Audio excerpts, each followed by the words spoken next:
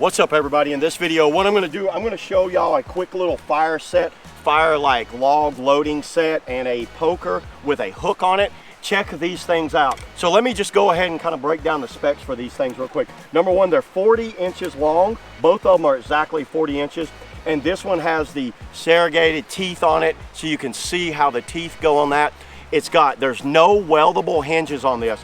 So these are made out of 100% 304 stainless steel, so they will not break down, they will not rust, they will not kind of degrade.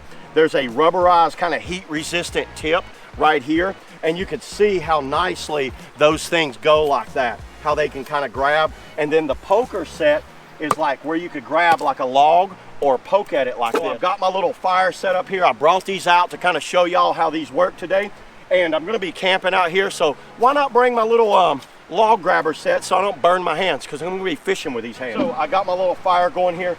Is that not great how easily I can reach down in the fire? But check this out, everybody. Look, even just the very fine tips of it, look at how I can grab that log, set that down nicely so I don't slam it down and put out my fire. And then look at the opening on these things. That is a massive opening when you look at them. Look at that, that's like a big praying mantis arms opening up there. And you can grab down in it like that.